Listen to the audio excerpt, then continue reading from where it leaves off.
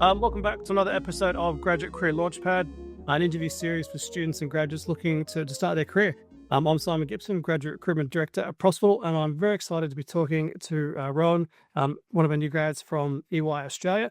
I really keen to explore how you got your role, what life's like on the inside, any tips and sort of advice you might have for students going through university now and thinking about when they're going to start their career. But mate, thanks very much for your time.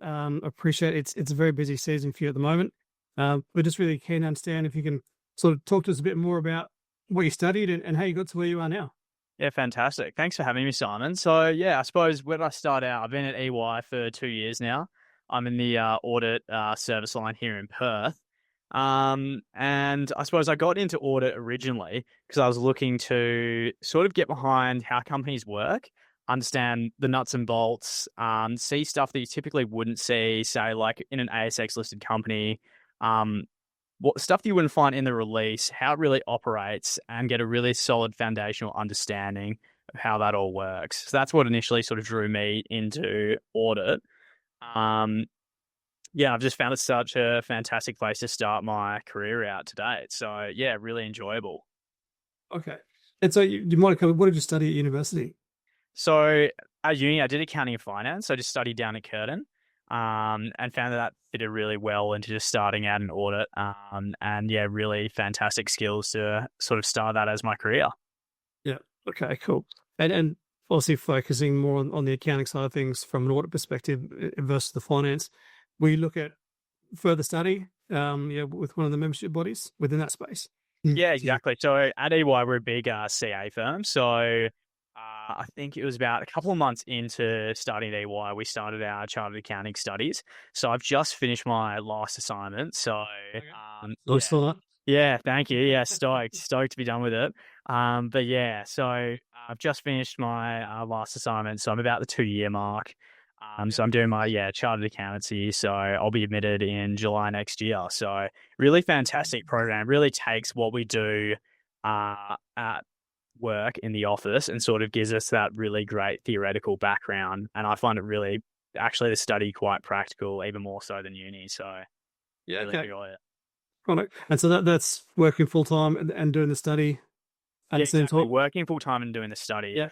But we've got a really great program here at EY where you do get study days to go and do your assignment. So even if it's an elective unit or it's a really large unit, say like tax or like financial reporting, we get more study days and more support for that. So it really is a really fantastic environment to do it. So it's quite nice sometimes having a 4-day long weekend to do an assignment so you can get your assignment knocked out early and just sort of have a break as well. So that's a really great part of it. It's a well-supported program. Okay. And is it something you're going through on your own, or are the other grads going through the same process at the same time? So one of the really fantastic bits about working at EY is you have especially in audit, is you have about 20 other people with most of the time in your graduate cohort who are all going through CA at the same time. So you can sort of create study groups. You can leverage off other people's ideas of what they're thinking about, like theoretical concepts.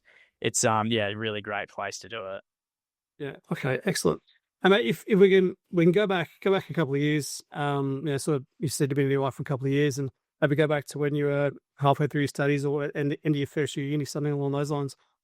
What led you to join EY? Did you consider other companies? What was that process like for you? Yeah, okay, great question. So when I initially looked at, I suppose, my graduate role, I was looking around second year. I think that's really key for accounting and finance or finance graduates or university students in general. I think getting that offer in second year is pretty crucial because a lot of firms really want to look at how you work in the business environment, how you're chatting with clients, all that sort of stuff. So I originally applied for a vacation program at EY. I was pretty dead set on going for EY because in Perth, they're one of the larger audit practices. They work with we work with some really fantastic clients. And that's just really, I was like, oh, all right, I want to go do this. Let's just go make it happen. So applied for EY, did the vacation program, worked with some really great people and some really fantastic clients. And I said to myself, this is where I want to be. I was really lucky and fortunate to get the graduate offer at the end of the vacation program. So from second year going into third year, I had that that graduate offer bank. So essentially, I just it really took the pressure off with uni studies. I imagine a lot of grads out there sort of getting a little bit stressed coming into their third year, like, what am I going to do? Is a graduate role? So I highly recommend doing a vacation program. I think it's a really good place to sort of focus your energy in around second year at uni. Yeah. Okay. How long did it go for, the vacation program? I think it's about 3-4 weeks in Yeah. audit, and so for each of those weeks, you're assigned to a different client. So you're working with lots of different teams in different environments. You'll go out to the client. You'll be chatting directly with them to get audit support or sort of understand like how their business operates, which I found really interesting as a university student. Just going in, getting to ask all these really high performing people at these different corporations. Lots of questions about how their entity operates. Yeah. Super interesting stuff. Yeah. Okay. And that's a paid vacation program? Yeah, exactly. Paid Yeah. vacation program. Paid vacation program. I think the vacationers even get a work from home allowance as well that we were able to claim at the time. So really well supported. Good sort of program support as you go through. I think we had quite a few lunches, dinners, breakfasts, even with the partners and other people at EY. Yeah. Sort of understand like what goes on at the firm, what the culture's like. So yeah, really fantastic. Okay. So second year of university, you applied for a vacation program, did your 3 or 4 weeks, got paid for it while you're there, got some real world experiences, got a grad offer at the end of that. And so starting your last year of university, already grad offer, contract done and dusted, and actually just focus on your studies, having fun in your last year because you got a job lined up, ready to go. Exactly, that's it. I think the firm really encourages people sort of going away and taking like a bit of a holiday or going for a bit of an adventure before you start. So usually we have a grad intake in around May. So you usually finish uni around that November sort of time. So you sort of got from November to May to go and do something really fun. So I It's use going that to do some time. break, yeah. Yeah, exactly. So I use that time to go over to the US and go traveling over there. So I found that really, really good fun. Yeah, nice. Okay, really cool, mate. Right, if we can sort of talk about the process to get that vacation job. Obviously, you must have applied for it. Like, what? Talk us through. What did you go through? What steps were involved? How long did it take? All that kind of stuff. Yeah, for sure. So that's going back a couple of years now. So forgive me if it's the memory's a bit hazy, but um, so initially I believe that I just sort of registered my interest on the EY website for their graduate pool. Uh, After that point, went in for a couple of sort of like meet the hiring manager, meet the recruiter events, which I found was so key. I think when you come to these firms, like especially Big Four, and EY for that matter, we put a lot of emphasis on like the culture of the people that are joining the firm. It's so important. When you're working with people in a team, it's paramount that you've got a good team culture so everybody can work together and achieve that goal. So I attended a couple of meet the hiring manager events. Had really fantastic conversations with the hiring managers about what they were after. With graduates, and from there, went and had a, what do we call it at the time? It was sort of like a case study of sorts, like, but it was in a group setting. So they wanted to see how you would work together in a team with people that you were just thrown in with, and how you'd sort of react, and how everybody behaves. From there, I believe I had an interview. And then I got the vacation position. So I think the really key stuff for that is just having sort of extra activities you do outside of uni to differentiate yourself. I think a lot of the time recruiters want to see who you are as a person, not just like your academics. I think the academics are the benchmark, but how you are outside of work and the other stuff you get up to also has a pretty big bearing on your recruitment prospects. So Okay. yeah. Wait, did you have any work experience prior to that? Yeah, so I actually worked in the mining industry at university. So I had a small contracting business, and worked in the exploration industry. So I'd facilitate drilling programs and field-based work. Prior to that, I also worked for a couple of mining companies in their exploration departments. So I sort of came in with a relatively solid mining backing from my time at uni. So university break, I'd be out in the bush, sort of getting operational experience. A bit of a change up coming into the office after that, but Good talking point. yeah, great talking point. I think that's probably one of the things that helped me stand out was having that industry experience, because I think it's really amazing. Like if you can go into, say, because we're in WA here, a lot of our clients are mining and resource companies. If you can go in there and just sort of understand like the jargon, what's going on operationally, it's a pretty big tick as a graduate. So I'd honestly recommend, if you can get industry experience. It is quite difficult to break into, but if you can do it, it puts you in really good stead for graduate recruitment, I think. Yeah. Do you think, and look, I think that's great that you were able to secure some industry-based experience. I think, like, hospitality, retail, all experiences are great. Were you able to, I guess, identify skills or competencies which you'd gained from that job, which you could then use at EY? And did that help you prepare for the interview process at all?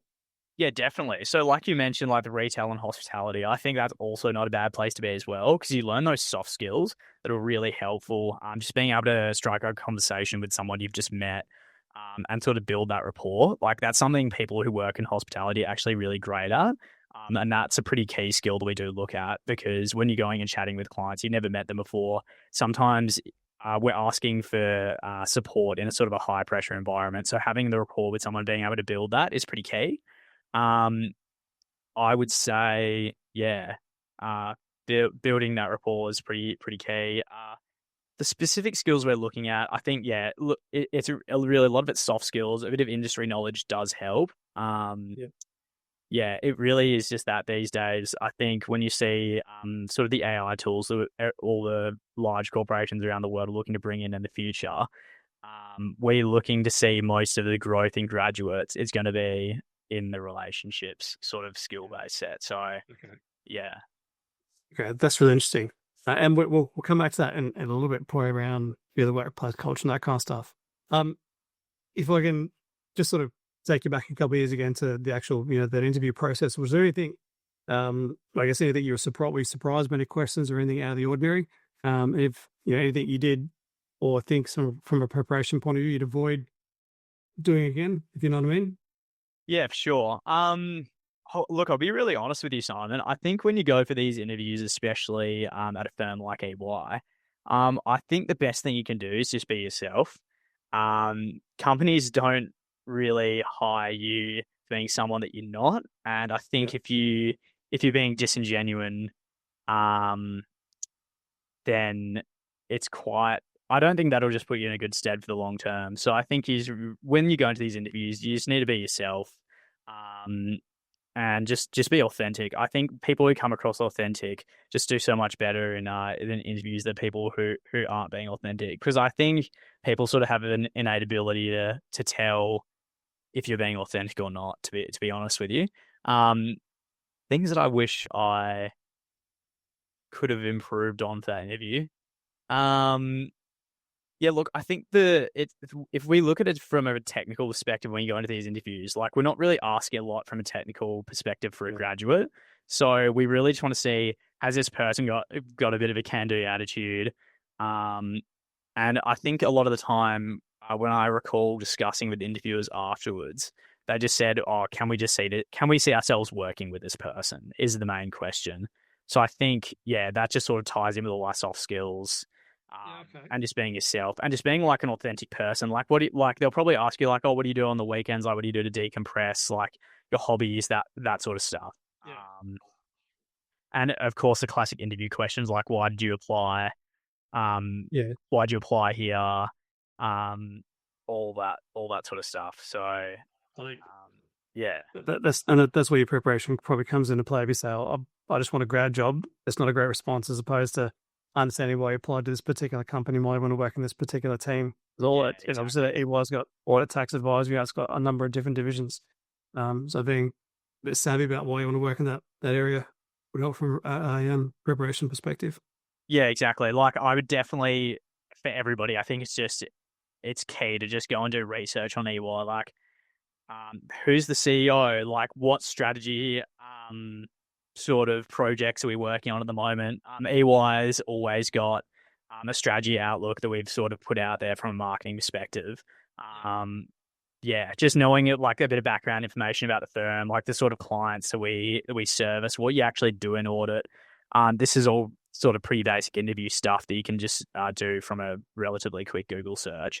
You would be surprised. You do hear some stories of people that come in and get caught off guard when they haven't looked at that stuff. So I think that's just benchmark. You got to do that. And yeah, just I think one really good piece of advice that I got given recently, because I actually had a friend apply for the graduate program here at EY, and I recommended him because I just said it's such a fantastic place to be to start your career out. I said, just go use a Gen AI tool and just get it to be your interviewer and just practice that way. I honestly think like that's such an indispensable tool these days. Like if that's there, why wouldn't you use it? Just get it to ask you interview questions, and it just gets you prepared. It might not necessarily be the questions that you're going to get asked in the interview, but it gets you in that mindset. You're ready to answer those questions you might not be ready for. I think that's just a great little tool these days to be able to help with that. Yeah. Okay. So I guess on that point of AI, is it something that you used in your preparation? So when I did my preparation, no, I'm going to be completely honest, I didn't use it at all. But at that point in time, Gen AI probably wasn't as big as now. a couple of years ago. It was nowhere near as widely used as it is today. If I was going to apply for it again, I probably would employ it a bit, but it wouldn't be the main.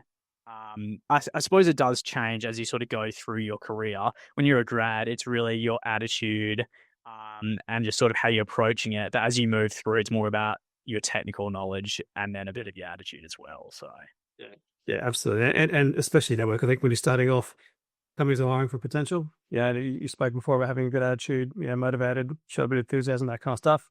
As you progress in your career, you find jobs will come to you, and you'll start getting opportunities through your network. And a lot more stuff happens that way. Yeah, exactly. I think if you're good, people will find you, and a lot of the times, if you're good at what you're doing, you've got the right attitude, sometimes you don't even need to apply for jobs. So fingers crossed, right? Fingers crossed. Rome spoke about some projects before. In the couple of years that you've been at EY, any particular projects or achievements that you're proud of? Yeah, so when you're in audit, there's sort of 6 months of the year that are relatively busy. So we call these our busy seasons. It's when we're really under the pump to sort of sign audits for large private and listed corporations in a pretty short period of time. Looking back at my first busy season, pretty proud of sort of the effort I put in there. I think what you put in is what you get out. And if you do put in the extra hours, sort of understand in your early days different processes and that sort of stuff, it puts you in good stead. Projects wise, I mean, year to year, it's really rewarding going back. Sort of, I'm working on clients this year. It would have been my third year that I've been working on that audit, and just learning new things about the entity each year. Like, these are really complex businesses, and just constantly learning about the processes and being able to also look back and just see sort of how much you do know about the entity and sort of that constant learning. So that's something that I really, really enjoy looking back on. So, yeah. You must be building some really good, some really solid business acumen at a very broad level. Say knowing what works well and what doesn't, and seeing high performing teams on a regular basis, both with EY but also with your clients as well. Exactly. So yeah, you definitely get a really good feel for what works and what doesn't work. And you sort of get that from a wide range of sources. So it is really interesting. And also, it's not just being in the office with the client. Part of being in audit is you get to go out onto the sites and chat with operational people, which I sort of enjoy. It sort of takes me back to my time working in the mining industry and chatting with operational people every day. I really enjoy chatting with them because a lot of the time, sort of like everything else is sort of gets peeled back, and they'll just say, "Oh, like this is how operation really works." And it's really fantastic meeting all those people. I personally enjoy that quite a lot. Yeah. And it brings another dimension. Like a lot of the time, we'll be flying to a client's mine site, or to say like a port facility or something like that. It really adds like another sphere to audit. Yeah. Yeah. We've actually got quite a similar. I was in the mines before joining EY as well. Okay. I was on a blast crew up in the Bowen Basin. Oh wow, yeah, that's quite different to what you're doing now, Simon. Yeah, very different. It's but again, it was a great talking point. I remember asking my manager at the time after she hired me, I'm like, why did you So why did you not so much pick me, but why did you want to talk to me? She's like, well, I just kind of more wanted to know what your job was about and what you were doing and how you could see you going from here to here. Like I've been in corporate and then moved away to the mines Yeah. and then sort of back into corporate world again. But it worked out to be a really, really interesting talking point and a lot of fun at the time as well. Yeah, definitely. Like, I Yeah. think it's a fantastic talking point working in industry and then coming back. People are just it's so foreign, I think, for a lot of people to working in the office environment, especially like I can imagine, working on a blast crew and then working in sort of graduate recruitment, worlds apart, but at the same time, lots of transferable skills. Lots of transferable skills going from the high vis to a suit and tie, but understanding how to work in difficult conditions and all that kind of stuff. So yeah, Yeah, it was definitely. good fun. Um, Made different sort of tact. You spoke about obviously get support from a CA perspective to do that ongoing study. Obviously gaining technical skills constantly on the job and working with clients.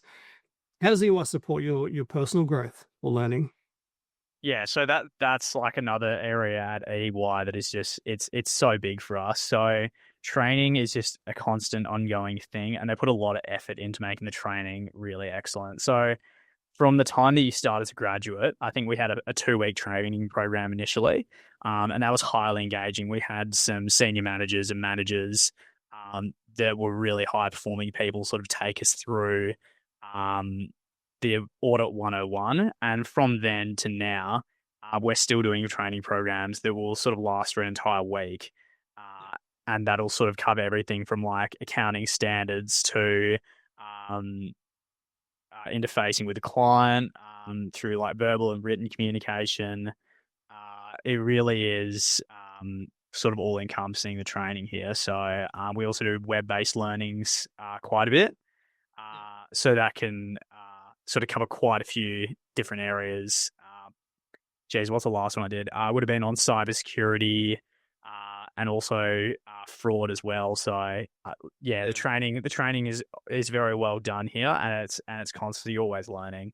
We've also got this other system that we call EY badges, so you can actually learn to do lots of different stuff that's not just limited to audit through the badges program. So I think when I first started, I had a couple of days. We call them Invest in Yourself days, which is essentially where you have the day to pick whatever you want to do and do some learning. So I did a commodities training unit. So I found that really interesting. So I was learning about how agricultural commodities and mineral commodities work. So I think there might even be one on how to bake bread or something like that. So they are very varied. So it's really good. And yeah, just those on those Invest in Yourself days, we get quite a few of those a year. So you sort of get to take your own learning journey into your own hands. Yeah, it's great. That's really cool. That's really cool. Invest in yourself like that. That's something that you just go and pick anything for yourself and something, and say making bread or commodities, whatever an area of interest is, and work on it. Yeah, exactly. Like, I mean, a couple of times when I started first working as a graduate on one of my clients, I was like, I just took the day and I just did some research on the industry that they were working in it, and it helped inform my viewpoint and sort of chat with them more confidently and have some really good insight into why they do the things that they do. So Okay. Right. Now, look, Ron, you're obviously collaborating a lot with your clients who are obviously external to EY. Is there much collaboration with an EY? Again, obviously between audit or tax or advisory or transactions and the different areas. yeah, definitely, Simon. So we chat with our teams all the time. So in audit, we're chatting with CCAS, which is our climate team, which is really big with the new climate disclosures that are coming in over the next few years. We're chatting with our tax team. We're chatting with our we call it strategy and transactions, but those guys will do valuations. So that helps with areas that we need external valuation on. So we're chatting to all the different teams just about within EY. And so, yeah, you get some really great collaboration and you meet some really fantastic people sort of throughout the firm. And you do learn a lot off these guys because they're absolute guns at what they do. Yeah, really, really good. With obviously been there for a couple of years. Do people move within areas of EY, or are they quite different skill sets? No, you do see people move within EY. I think that is a fairly, I wouldn't say it's uncommon. It does happen a bit. the skills that you learn in the different service lines at EY are definitely transferable. So like quite a few guys will move from audit to the strategy and transactions team, which is more of a finance based skill set. But you do pick up that sort of analytical skill set that's transferable in audit, and you can take that into the SAT team. So Yeah. yeah, quite common. Yeah, I've got another friend here. He was looking at moving to the tax team. So all this stuff happens. Quite a few people move from audit into consulting. So yeah, I think really it's what you make of it. If you put in the effort and you sort of broaden your skill set and you put yourself out there, you can sort of go anywhere within the firm. That's at least been what I've seen. Yeah, I mean, look, right, big company, lots of people, lots of offices around Australia, but also globally. So, as you say, right person, right time. But to be good at what you do as well, to be desirable for other areas of the business. Yeah, exactly. And I mean, there's so many people that have gone and worked overseas. I mean, a common one for people in Perth is they'll go from EY Perth to EY London, go work in London for a few years, and then come back. Sort of gives you that global perspective, and sort of broadens your horizons and your experience. So yeah, very super common. I mean, EY's got offices all over the world, and they're very much geared towards hiring internally because they know that you know what the firm's values are. And I suppose if you're moving from, say, audit in Perth to audit in London, you already know the methodology that we use, so hugely advantageous. Okay, so that doesn't change, even though it's different. No, that's a global methodology that we use, and yeah, I mean that's what makes your skills really transferable if you do want to move around the world with EY. So Yep. Okay, awesome. So I had a question, sort of your typical day in your role. You've spoken a fair bit about, what you do and what's sort of filling your time. Ron, if you were, say you go back to university and you're speaking to a bunch of first years, what do you think, in your opinion, what's the most important thing or things when looking for an internship or, vacation program or a grad program? What advice would you give to some first years watching this? yeah, okay. Is that just more for what they should be looking out for in a vacation program, or? I think a bit of both. I think from if I was looking at it, if I was looking at a grad program, I'd be thinking, I guess what's in it for me. So what development am I getting? Mentoring, buddy systems, all that kind of stuff. From the vacation, it's probably, hands on. Like, I guess if you had to pick up all these different businesses, what led you to EY? What will help you decide EY is the best fit?